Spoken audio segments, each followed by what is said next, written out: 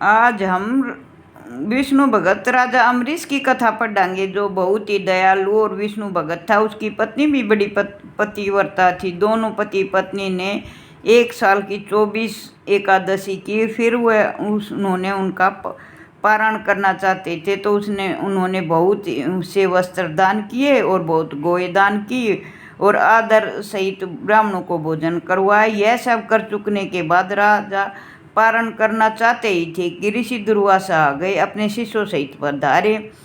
अतिथि सत्कार के महत्व जानने वाले राजा ने सब प्रकार से दुर्वासा जी का सत्कार और भोजन करने की प्रार्थना की।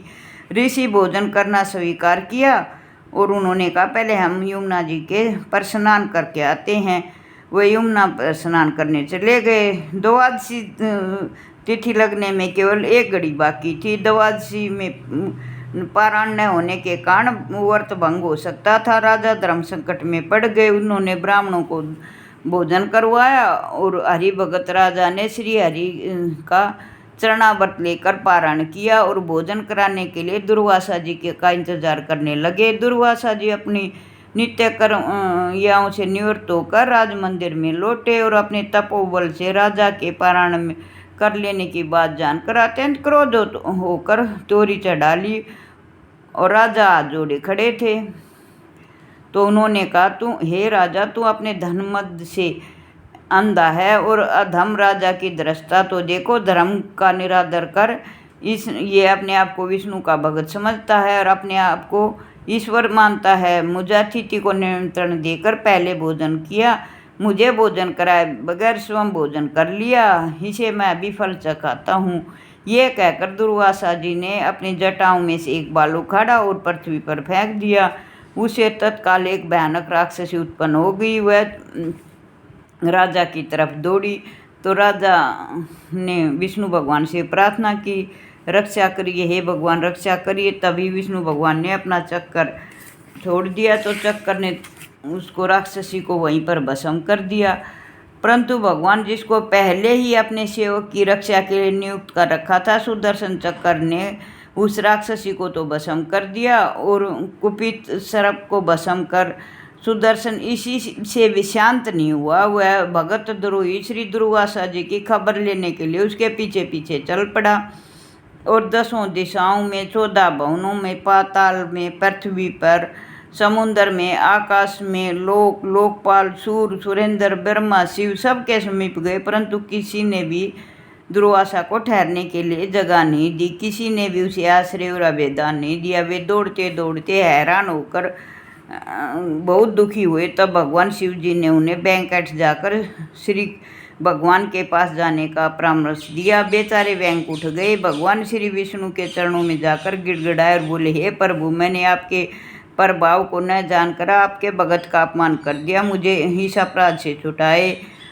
आप तो उनके नाम से ही नरकों से मुक्ति मिल जाती है, अतएव मेरा अपराध क्षमा करिए प्रभु। हे भगवान क्षमा करिए। भगवान भृगु की लात ने भी आप सह ली थी, लेकिन आप अपने भगत का तिरस्कार नहीं सह सकते। दुर्वासा जी को भगवान की ओर से उत्तर मिला, उससे सच्चे भगत की महिमा इस संसार में सदा के लिए अमर हो जाती है।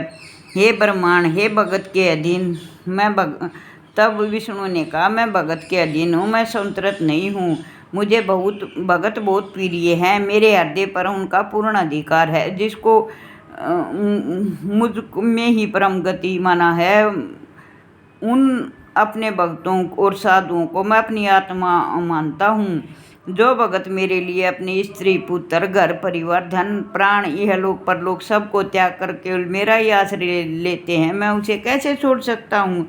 जैसे पतिव्रता स्त्री अपने शुद्ध प्रेम से श्रेष्ठ पति को अपने वश में कर लेती है, उसी प्रकार मुझ में चित्त लगाने वाले साधुजन भी अपनी शुद्ध भक्ति से मुझे अपने वश में कर लेते हैं। काल पाकर नष्ट होने वाले लोगों की तो गिनती ही क्या है। मेरी सेवा करने पर उन्हें जो 4 प्रकार की मुक्ति मिलती है, उनको भी वे ग्रहण नहीं करते। मेरे प्रेम के सामने वे सबको तुच्छ समझते हैं। इसलिए हे ब्रह्मांड, साधु मेरा हृदय है और मैं साधुओं का हृदय हूँ। वे मेरे सिवा किसी को नहीं जानते और उनके सिवा मैं किसी को नहीं जानता। इस प्रकार भक्तों का और मेरा नाता तुल्य है, अमर है। हे ब्रह्मांड, तुम्हारा कल्याण हो। तुम उसी महाभाग राजा अम्बरीश के पास जाओ और उसे से क्षमा मांगो, तभी तुमको शांति मिलेगी। भगवान की आज्ञा पाकर दुर्वासा जी अम्बरीश के पास चल पड़े। इधर साधु हृदय हक्ष्मा मूर्ति अम्बरीश विचित्र अवस्था में थे। जब से दुर्वासा के पीछे चक्कर चला था, तभी से राजा अम्बरीश ऋषि के संताप से दुखी हो गए। साधु का हृदय मक्खन से भी बढ़कर कोमल होता। वे मक्खन स्वयं ताप पाने पर ही पिघलता, परंतु साधु तो दूसरों के ताप से द्रवित हो जाते हैं। अम्बरीश ने मन में सोचा, ब्राह्मण एक तो भूखा गया और मेरे कारण उसे मृत्यु का भय हुआ और दौड़ना पड़ा। इस अवस्था में मुझे भोजन करने का कोई अधिकार नहीं। ये विचार कर राजा ने उसी क्षण अन्न जल त्याग दिया। वे केवल जल पीकर रहने लगे। दुर्वासा जी के लौट आने पर 1 वर्ष बीत गया, परंतु अम्बरीश ने अपना व्रत नहीं छोड़ा।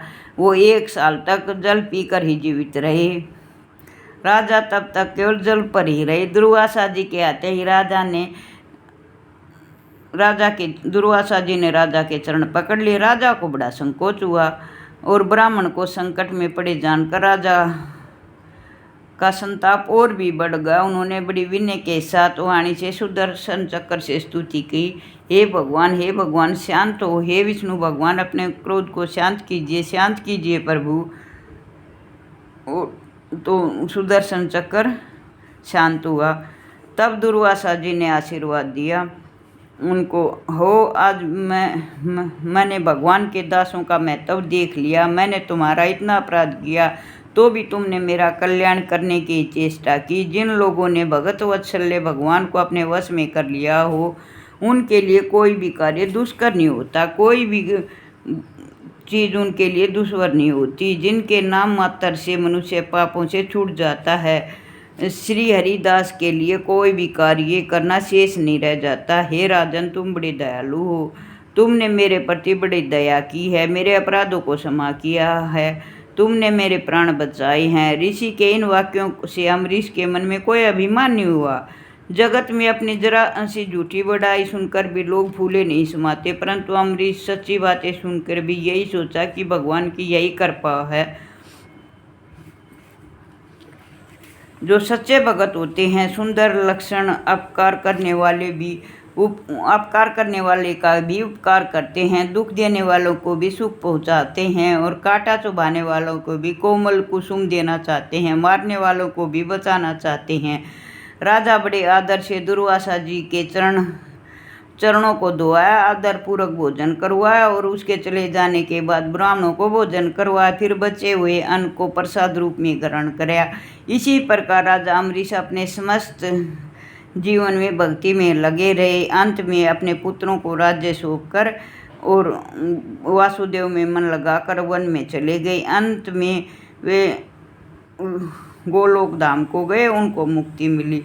जो भी इस कथा को पढ़ता है, सुनता है, उनके अखंड सौभाग्य और धन धान्य की प्राप्ति होती है। बोलो विष्णु भगत की जय, बोलो विष्णु भगत भगवान की जय, बोलो विष्णु भगवान की जय, बोलो माँ लक्ष्मी की जय, बोलो शिव शंभू की जय।